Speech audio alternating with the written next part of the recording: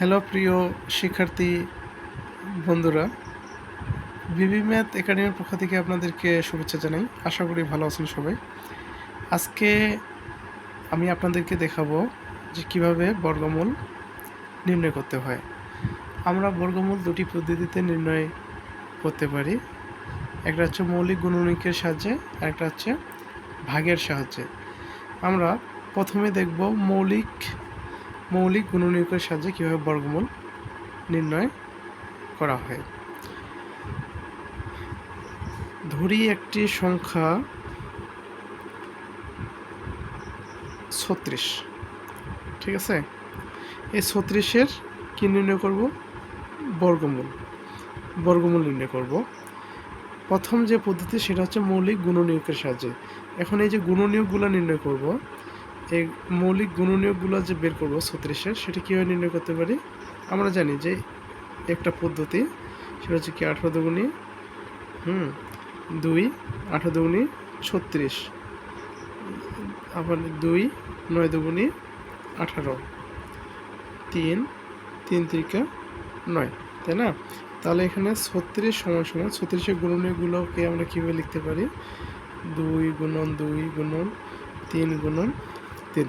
তার মানে আমরা এটাকে কীভাবে লিখতে পারি? 2 গুণন 2, তাই না? কোনো সংখ্যাকে ওই সংখ্যা দিয়ে গুণ করলে কি বর্গ সংখ্যা, অর্থাৎ স্কোয়ার রুট আকারে লিখতে পারি, তাই না? বর্গ সংখ্যা, তার মানে কি 3 3, 3 উপর স্কোয়ার, এভাবে লিখতে পারি আমরা। আচ্ছা, দুইটার উপর স্কোয়ার রয়েছে, তাই না? তাহলে আমরা কি এটা এইভাবে লিখতে পারি? 2 গুণন 3, এই দুইটার উপর স্কোয়ার, হ্যাঁ লিখতে পারি। বলছে কি 36-এর বর্গমূল নির্ণয় করবো, তাই না? তাহলে আমরা একটা কাজ করি, কি কাজ করে আমরা নির্ণয় করবো 36-এর বর্গমূল। তাহলে আমরা এখানে 36 লিখি, এটার উপরে আর কি লিখলাম? এই যে রুট ওভার দিলাম। তাহলে কি এটার উপরে কী হবে? রুট ওভার হবে, যেহেতু 36 সমান এটা লিখতে পারি। আর এটার বর্গমূল যখন নির্ণয় করব, তাহলে রুট ওভার দিলে দুইটার উপরেই দিতে হবে। তাহলে এটা সমান আমরা কি লিখতে পারি বলেন তো? আমরা কি জানি, এই যে রুট আর স্কোয়ার কী হয়? কেটে যায়। তাহলে এখানে কি থেকে 3 দুগুণা 6, তাহলে রুট ওভার 36 ইকুয়াল টু কি? 6। তাহলে 36-এর বর্গমূল হচ্ছে 6। এটা হচ্ছে কি অ্যান্সার। এটা যে আমরা নির্ণয় করলাম কীভাবে?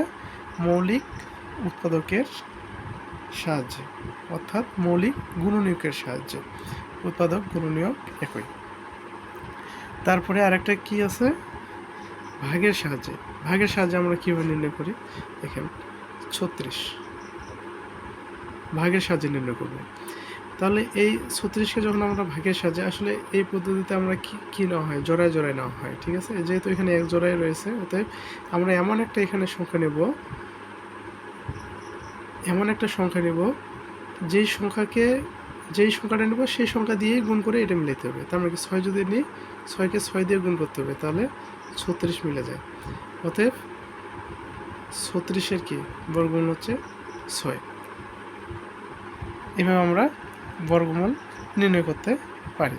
আমি আরেকটা অন্য অঙ্ক দেখি। একটা সংখ্যা কি 31,3136, এটার বর্গমূল নির্ণয় করব। প্রথম পদ্ধতি আমরা কি জানি? মৌলিক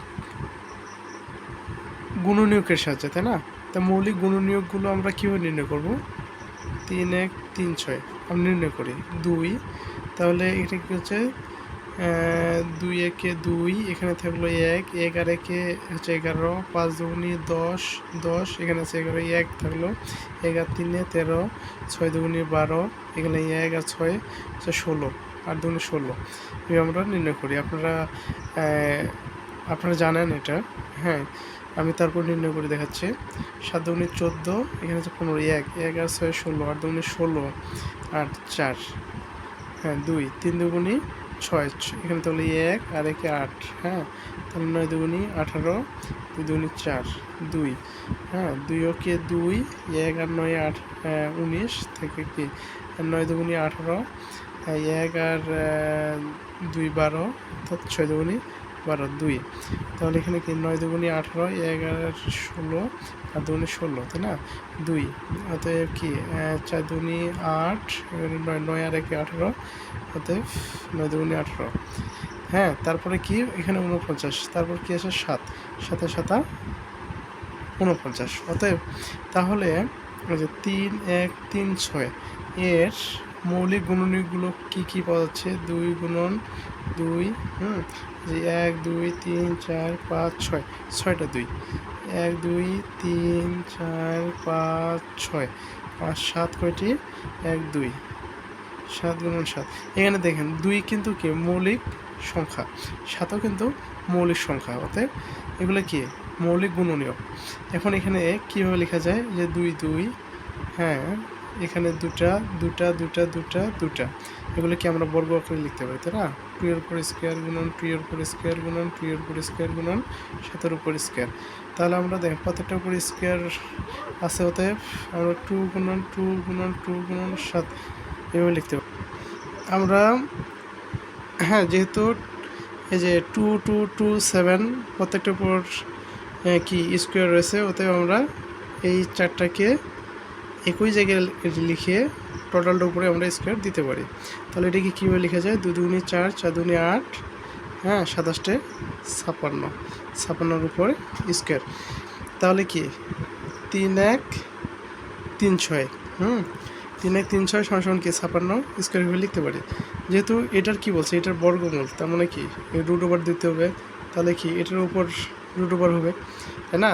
আমরা এখান থেকে কি করতে পারি? এটা এটা কেটে যায়, তাহলে কি 56, অতএব এটার বর্গমূল হচ্ছে কত? এই যে 56। এটা হচ্ছে কি মৌলিক গুণনীয়কের সাহায্যে আমরা নির্ণয় করলাম। আরেকটা যে পদ্ধতি রয়েছে সেটা হচ্ছে কি ভাগ পদ্ধতি, তাই না? এটার সাহায্যে এখন দেখাই 3 1 3 6। এই ভাগ পদ্ধতিতে আমাদের কি করতে হয়? এই যে সংখ্যাটা আছে এটাকে জোরে জোরে আগে কি ইন্ডিকেট করে নিতে হয়, কীভাবে দিয়ে? এ রেখা দিয়ে, ঠিক আছে? তারপর এই প্রথমটা কি আমরা ভাগ করব, এখানে এমন একটা সংখ্যা নেব যেটা কি হবে এটার সমান অথবা ছোট হবে।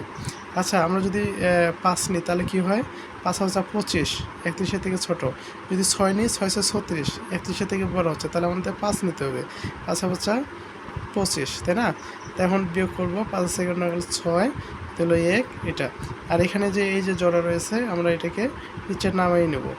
এখন ভাগ পদ্ধতিতে এটার যে একটা নিয়ম, এখানে যেটা হবে সেটা হচ্ছে 5, এখানে 5 আছে না, 5-এর দ্বিগুণ পরিমাণ এখানে নিতে হবে। তার মানে কি 5কে 2 দিয়ে গুণ করলে 5 গুণা 10, তাই না? আর এখানে এমন একটা সংখ্যা নিব, ওই সংখ্যাটাই এখানে নিতে হবে, আবার যেই সংখ্যাটা নেব সেই সংখ্যাটা দিয়ে এর টোটালটাকে গুণ করে এটা মিলাতে হবে। আচ্ছা, তাহলে আমরা এখানে একটা কাজ করি, এখানে যদি আমরা 6 নিই, এখানে 6 নিই, এবং কি এই 6 নেওয়াতে এই 6 দিয়েই আবার এটাকে গুণ করতে হবে। তার মানে কি 106 গুণন 6, তাহলে কি 6 6 36, 6 হাতে গেলো 3, 6 0 0 3, হ্যাঁ হাতের 3 বসলো, 6কে 6, তার মানে কি তাহলে আমাদের কি হয়? 6 আর 106কে গুণ করলে 636 মিলে যায়। তাহলে দেখেন এটা হচ্ছে কত? 56, এভাবেও নির্ণয় করছে 56। তাহলে রুট ওভার 3136 এর বর্গমূল হচ্ছে 56।